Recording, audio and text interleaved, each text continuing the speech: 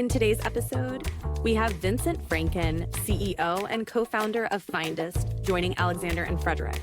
Imagine if finding cutting-edge solutions wasn't a shot in the dark, but a finely tuned search through every technological frontier. Vincent takes us behind the scenes of Findest's AI-powered Igor AI, which bridges the gap between groundbreaking science and real-world business application, revolutionizing R&D for big brands worldwide. Ever wondered what it takes to stay ahead in the innovation race? Tune in and discover how Findest tackles some of the most complex R&D challenges, helping companies leap ahead by finding answers they never even knew they needed. Hi, and welcome to another episode of the Honeypot podcast with me, Alexander, and my brilliant colleague and co-founder, Fredrik Hegamar. Wonderful. But today it's not only us two, Fredrik. We are very excited to welcome Vincent Franken from Findest, CEO and co-founder of Findest. Welcome, Vincent. Thanks, Alexander. Happy to be here. How are you doing today? Really well. Yeah. I've lots of meetings. I've been talking a lot. Should have gotten some tea to prepare. Yeah. Warm up the voice. Nice to hear. Yeah, that would have been smart. But you're based in Amsterdam, right? Yes. In the suburbs of Amsterdam. Yeah. Naarden, it's a medieval city or town. Close to Amsterdam. Yeah, good. That's wonderful. I'm really looking forward to this conversation, Vincent. I know that you're working with some very exciting and interesting technology at Findest, discovering really exciting stuff in the R&D sector. And you've also been working with a lot of international and global big brands, helping them to streamline and get better results from their R&D efforts as well. But first and foremost, would you mind just giving a short introduction of what Hive or what Findest is and what you're doing at Findest? Sure. So to understand what Findest is, it helps to understand the history of the company a bit. So this company spun out of two universities in the Netherlands, where I learned in university, they say there's a lot of great inventions coming out of universities. There are scientists publishing and coming up with great ideas. But there's a gap between what science comes up with and what businesses adopt. And there should be a good innovation process to help them bridge that gap. So before this, I had a nanotechnology scouting company together with Roel Boekel, where we manually were searching for nanotechnologies, because nanotechnology is the future, or actually it was now. We called it nano now. And we were just spending hundreds of hours going through patents, going through science, and really interpreting what does nanotechnology mean for these technologies. And then after 3 years, we thought it was a lot of work. So we had in 2016 the epiphany, maybe we can use artificial intelligence to speed up our own process. So we started building our own models. Roel did, my co-founder and now CTO. And the first version was called Igor AI, and it really makes the searching a lot faster and better. And so it's our own models. It's not like ChatGPT, but we really have our own semantics. And what Igor AI can do is it can turn a specific technology question into a smart search query, and it can search for all technologies in the world that could solve that. So that's what Findest does. We're now 35 people roughly, and operating in 13 countries. And so is it mainly looking into existing technology or potential technology as well, or both? So even a technology that's now existing 10 years ago was already available, but in a lower technology readiness level. So it was a bit more fundamental back then. So even for the revolutionary technologies from 10 years from now, if you think of from a technical fundamental principle, you could already scout those today. True. Interesting. So what I find a little bit interesting here as well is that you've been working with AI like years before it really became, let's say, general use in the society with ChatGPT and more of a common use case among many people. But when it comes to AI, what would you say? Like, what's the role that AI is playing when it comes to technology scouting and Findest? How does it work in that use case? So I mean, a lot of people are experimenting with all the AI tools, right? So especially we're working with innovators, and innovators like to innovate, but also be early adopters of new technologies. So we see that the simple challenges, like where we used to say, that's a simple question, we never get those anymore. So because people just use ChatGPT to solve that, you know what I mean? So what remains is the most complex challenges that you don't even know what you're going to ask ChatGPT. How am I going to phrase this? Yeah. And probably ChatGPT doesn't have the information to get that deep, right? And then we're going into the pharmaceutical industry or in the semiconductor industry. Really, people that work in research and development in those industries, they also feel and say like, yeah, what I'm doing is so special. The AI cannot even help me. You know what I mean? And so are your algorithm or your AI, is that connected to databases that doesn't exist on internet, sort of, or how do you feed it? Yeah, exactly. So we have a data and AI team. So not just the AI, but the data comes with that. It's really called data and AI, and they're searching for ways to. Let's say you want to build the best technology scouting search engine in the world. What should be the data that we need access to? So it's scientific literature is very important. Also giving access to the full text, which is not easy because it's also a legal question. Then patents you want access to. You want to find the right suppliers. Look into the websites of the suppliers. What are the technologies they claim to use? And then there's also not trying to beat search engines like Google or Bing AI or very like Crunchbase.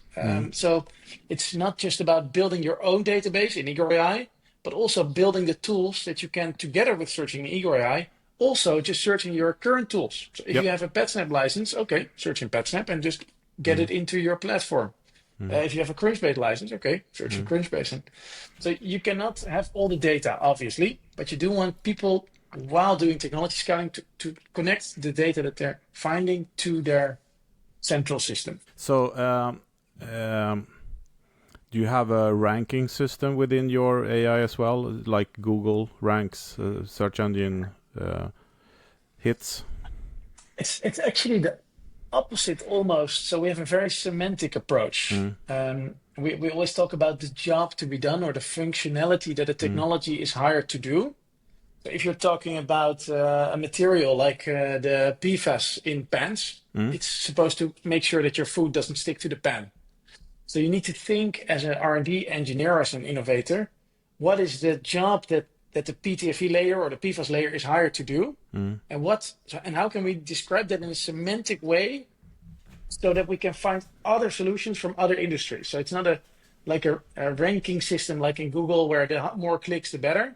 It's really very specifically on the semantics with a lot of control. So we find exactly what we need without that person who wrote it actually knowing that it could have been a solution for what you were looking for. So it's so that's a little bit like patent agencies are working as well, right? So you come there with your invention and they like try to figure out different use cases for it and stuff like that. But do you have any success story to share with us where a company have used your services to achieve greatness? Yeah, unfortunately, it's hard. So the coolest projects I can share the least about, because we've done 2,500 technology scouting projects where we helped the customer use the AI. So we have people, experts using it, but there's also the option to use the AI yourself. Yes. And with that, we don't even see what they're doing. It's not even allowed. So after 2,500 projects, we did 2 surveys, what percentage will lead to an innovation. And the survey says like 60% will lead to an innovation. So that's 2,500 times 60%, where are we then? Let's say 1,500 successful innovations, but I can only share not so many. Of course, yes. Well, that's a high number. Yeah, that's a high number. Yeah, because it's a complex. I mean, anyone who worked with innovation and IP and patent and stuff like that, it's a lot of rules to follow, especially if you're seeking patents for something. You can't share it with someone. If I share my company, if Hives shares an idea with you, you can't patent it actually because it's shared between 2 different parties, and that's except if you have an NDA. Yeah, but not even that in some cases. But it's tough rules. Yeah, definitely. that's also why it's so strict. So we have Exactly. really thick non-disclosure agreements or confidentiality agreements where it really describes who is going to own what. Because it happens a lot of time that you have a challenge like the don't stick to the pen, where you find something from another industry that they could use to do this, and then they can still patent it for that application. Yeah. So you have that a lot of time. So you really need to split up. If we do a project, the customer owns that part, but we get to not bias the algorithm to never find that again. Sometimes customers say, if I ask you a question, I don't want the AI to be able to do that question again. No, exactly. No, that's not possible, because then we have to, by definition, tell someone that somebody did it before. What would you say, like, when it comes to your customers, what would you say are like the biggest challenges, or have been the biggest challenges? You mentioned that some cases, like the most simple questions that you before could say, like, oh, it's so easy, it's not the right thing here. They could easily ask like ChatGPT and so on. But what would you say is it about like really complex findings where that usually takes way too much time if you're not using Findest, or what are the common challenges that customers are coming to you with? Yeah, so there's a couple of levels to this. So if you really think on the individual R&D expert level, then the challenge is that they are supposed to know everything because they're R&D experts, but they hardly have any time to really dive into science and patents and to really look online. It's more of a Friday afternoon thing, 3 o'clock. I have an hour to open a lot of tabs and then close them all. So they're really supposed to know everything, but they know they can't. They just can't keep up because they don't have the time. So for the R&D engineers or the R&D experts, you want to give them the tools so that they themselves can log into the platform and very quickly within that hour can get a good overview on a certain topic, and that they can continue on that topic 2 months from now, or that a colleague can see what they did and that colleague can continue 2 months from now. So that's on the micro level what you're trying to solve, saving time, getting more done in the same time. But on the macro level, what we've seen a lot is in these 2,500 projects that we did, is that engineers are really trained to think in solutions. So since they were born, it's almost like, wow, we're so proud you came up with a solution. And people, when they have a challenge, you always make a connection, challenge, maybe this will work. So they immediately go for something that they know might work because they've seen it at a conference, or they already tried it 5 times in the history and it worked back then. So they keep always doing what they are used to. But sometimes they make decisions and they spend a year or 2 or 3, they ask for budget, more budget, and in the end, it didn't work. We couldn't scale it up, or we just couldn't make it fast enough. So then they come to us and they say, couldn't make it work. What are the other technologies that could have done the same job? And then you do some searching, and just a week later, these are all the other technologies. And then they pick a new one. And then I always question myself, why didn't we do that in the beginning before spending those 2-3 years? Because it can be even worse. So if your competitor does do that and then find a better solution and they patent it, then you're too late. So you make the wrong bet, and then that's how you lose the innovation game. So on a macro level, it's more trying to solve winning the innovation game. And on a micro level, you do that, for example, by making it more efficient to do that sort of stuff. Yeah, and that's also a good bridge to a little bit what we're trying to do with Hives as well, since we are trying to solve exactly what you're talking about, but internally with people instead, to make sure that we have easy ways to get different perspectives, to get people's ideas from a holistic point of view in a company as well. Exactly like you're saying, how can this scale? Can we start small? Can it go big? How can we improve this and stuff like that? So the design thinking behind it to make sure that you're solving the right it and all that. So we used to talk about that all the time. But if you think about how Hives works, where you talk with your employees or your experts out there, and how could you see Findest being a part of that process somehow? How do you see on that? And Hives. So there's synergies, and Alexander and I have discussed this before, where the want, find, get, manage model. If you've heard of that. So where you say innovation is about first knowing what you want, then find the ways to make that happen, then get, so you need to acquire it, and then manage to optimize and implement it. And Findest is really in the find part. kind of says that already. But the want part is really where Hives is a star. So we have a lot of innovation managers or technology scouting teams that have difficulties gathering the challenges from their other departments. So they really need to come up with ways, typically meetings, to talk to people and what are your challenges? Give me your problems. What are your ideas? And then, but it's still a very manual and time consuming thing, and they do it one by one. So if there was a central system where everyone has a habit of actually putting it in the system, and then Findest can be used to scout. So you have the ideas here, and then you use Findest to scout the technologies that can make those ideas happen. So there's a lot of synergy there. And I think you can also turn the model that you use Findest to look into opportunities, possible technologies out there, and then bring them home and do like, okay, people in the company, please look into this technology. How can we adapt this to our business? Like AI now, for example. Everybody talks how can AI be adapted to what we are doing? No matter if you're in the paper industry or if you're in education, how can AI, as a technology, look into it? But I like that approach as well about when we talk about design thinking a lot. We used to refer to Christian Clayton at the Harvard Business Review, where he talked about we hire things to do jobs for us. So I hire a soda to cool off or to get energy or whatever. And this famous examples of when McDonald's were doing the best milkshake and they did everything right, but they didn't sell any more milkshake anyway. And then they adopted design thinking to it. And suddenly they saw that people were buying it in the morning, and they stopped them and asked, what are you hiring this milkshake to do? And then they keep me company, keep me full, and that led to 6 new products in the breakfast assortment. So it's a little bit the same principles, but you push on a button and make it happen with data. It's so this example is described in his book as well, Competing Against Luck. It's I mean, if you're in innovation, you should definitely have that book. I'm willing to send it to you for free. Just let me know. We have at the office, we have like everyone who joins Findest has this book, and they even have different straws, right, Fredrik?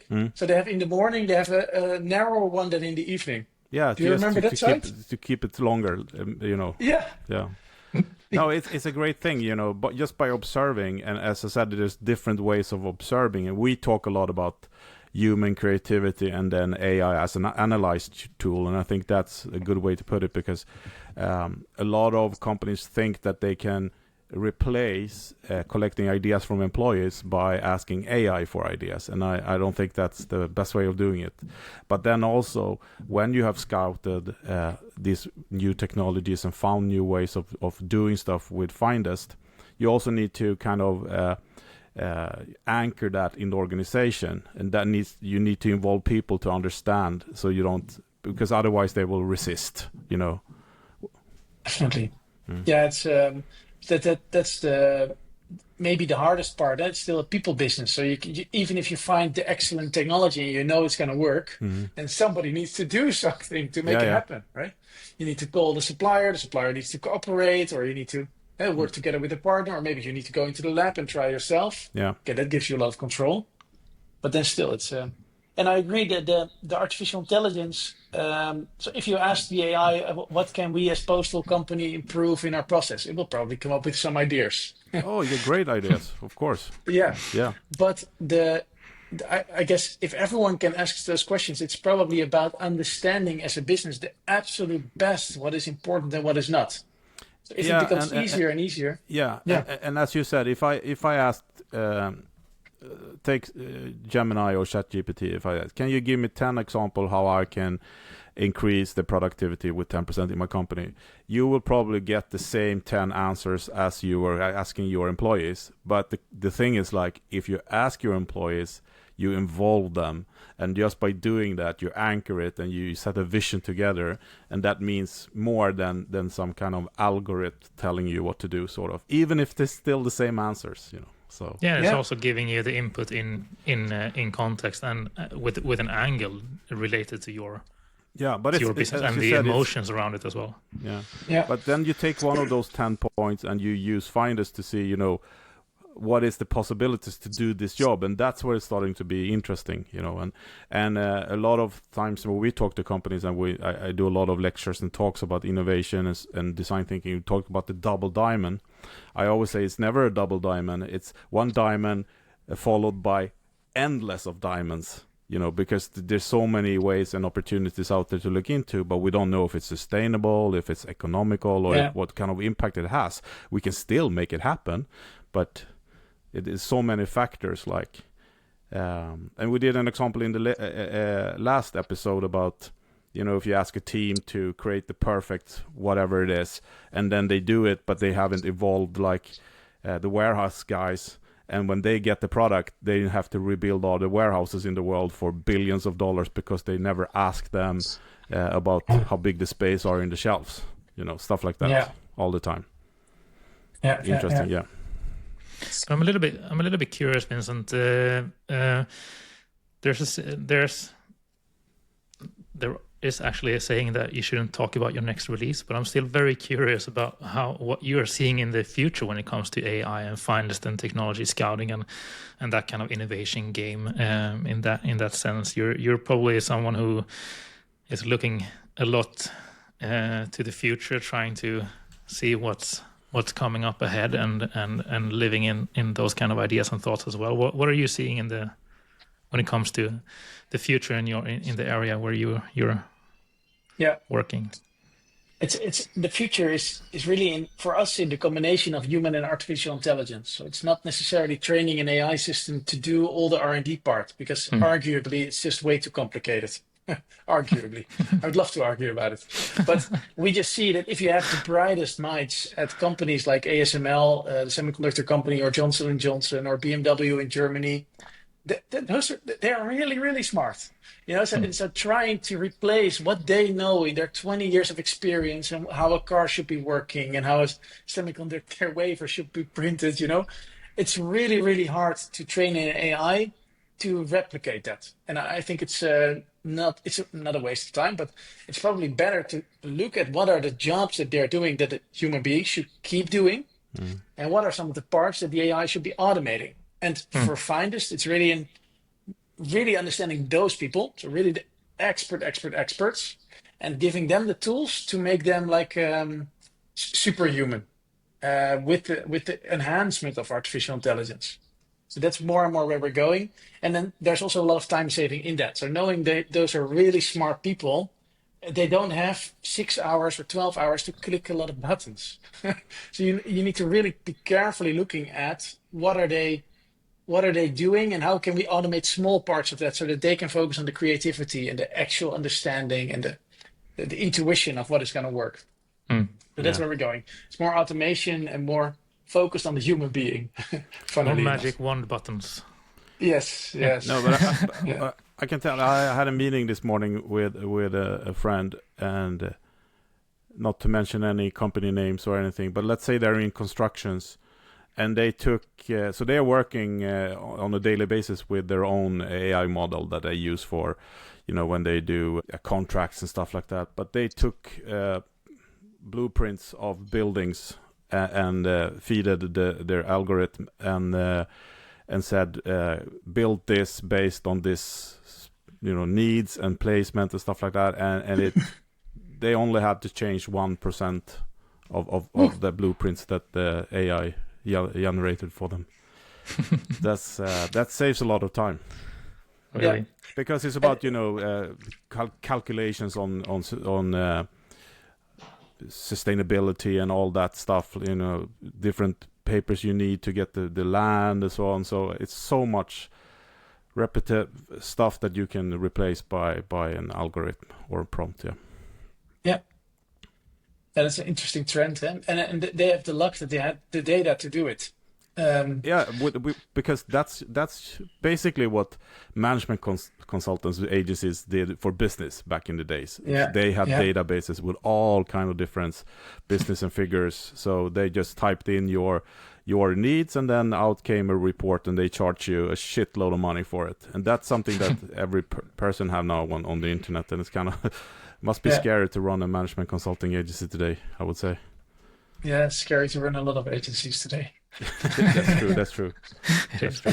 But I think what you're doing is still so scattered for someone to. I guess that's the winning part of what you're doing is to bring everything in one place, because technology, research, IP, patents is so scattered out there for a normal person and even for a professional. So you help them a lot. But you're saying pretty much, Vincent, that your view of it is that if we could use AI in the best way possible, the job to be done for AI is to make humans more human again, pretty much, or make human focus more on. Yeah. Yeah. So it is. It's really about this. So when we started the company, we were trying to automate. You're trying to use AI to do something valuable, but now AI is creating so much valuable that and anyone can get that value out of it. So you go up in the value chain. So you go. That's what I said. So the simple projects we don't do anymore. We're only doing the complicated ones. and so the simple innovations can be invented by everyone. But if you really want to win, you have to do the more complicated. And that's how you end up also with the. So our goal is to help companies innovate 10,000 times in 10 years. We still have 2.5 years to go. So you know the numbers, but we gotta act. We have to accelerate. But it's also things like global warming, energy, food, disease, all these problems. I'm a technologist, I believe, mostly. Fredrik, I know about the human part, but there's also a technology problem in it. So if we can help with the tools to give these more smart people the tools so that they can solve even more complicated problems with technology, then I'm very happy. We used to say also that we live in a time where technology is way ahead of our imagination, so we don't even know what we can do with it. And 10 years ago, or 20 years ago, we were, technology was holding us back. Now it's the opposite around. Now we as humans holding technology back.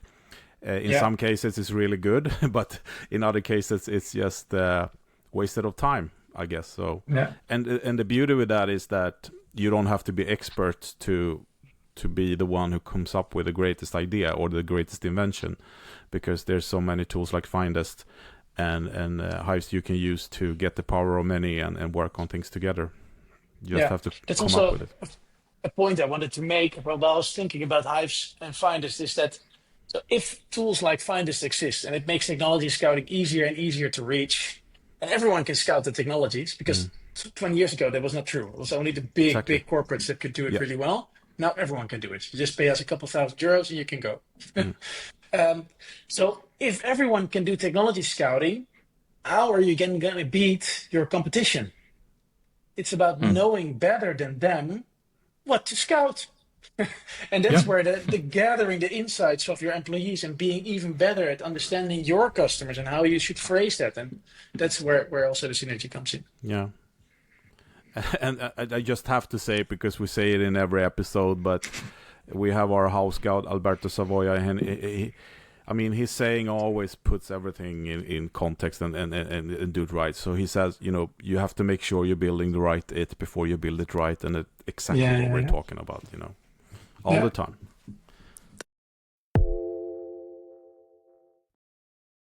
We're closing up to the end of this episode, but before we end this episode with you, Vincent, I just wanted to hear a little bit about if you would send some tips or best practices or learnings with the listeners here, or share some things with them. What would you say if people are working with R&D or product development and looking into technology scouting or the things that you're working with? What would you say is the pieces of advice that you'd give companies to make this work? Yeah. Well, first of all, read the book. Competing Against Luck. Order it right now. It's €18 or something. No, that's the first step. And after that, it's make sure you're the absolute best in knowing what to ask. And it's the right that Fredrik also. But it's it's not about the scouting part anymore. It's about knowing what to scout. That's a wonderful conclusion. Great to hear. Just makes it even harder. It makes it. I remember, a couple of years ago when AI was launching and the creative industry they suffered hard, of course. But a friend of mine who worked at an advertising agency, he wrote that. But I'm not worried because the client don't know what to ask for nowadays anyway. So how can they ask an AI for something if they even can't ask us about something? So, and I think in that industry is suffering pretty hard right now. But I think we're going back to that model soon when all the in-house marketing departments have used AI for everything. So it started to be, I mean, just look at LinkedIn nowadays. You kind of read the same post over and over and again. You see it's generated by AI, so it's losing all interest, So it's going to be interesting to see what happens. Yeah, I actually just hired a marketing agency to help us on the marketing side. So it's not about asking the AI to come up with a brand profile. You know what I mean? So you actually sometimes need the expertise and those agencies to. Hopefully, you don't pay them to use AI to do it for you, because that you could do it yourself. That's another. They can get away with it. It's fine. Yeah. Exactly. It's been nice talking to you. Thank you so much. Yeah. Very much. Thank you as well. It was really, really exciting and interesting to hear your side of it as well. If the listeners want to hear more about Findest or know more about you and Findest, where could they find you and Findest? Findest.com, I guess. Yep. Findest.com. Yeah. Findest.com. And Google Findest, and you're easy to find on LinkedIn, of course, as well. So Vincent Franken. Yeah. It's just there's just a couple of Vincent Frankens. Reach out, but you'll find it. Okay. Thank you very much for joining, Vincent. It was a pleasure having you here, and see you soon again. Yeah. Cheers. Thanks, Bye. Alexander and Fredrik. Thank you. Bye. Thanks for tuning in to this episode of the Honeypot Podcast, brought to you by Hives.co. We hope you found today's insights valuable and inspiring. If you have any questions, thoughts, or ideas, we'd love to hear from you. You can easily reach us by searching for Alexander Wennerberg or Fredrik Hagemer on LinkedIn. Or feel free to drop us an email at alexander@hives.co or fredrik@hives.co. And hey, if you want to learn more about how Hives.co can help you capture insights, ideas, and feedback from your team or customers to make smarter business decisions, head over to Hives.co. It's the easiest yet most powerful tool out there for driving innovation and continuous improvement. Until next time, keep innovating, and thanks for being a part of the Honeypot community.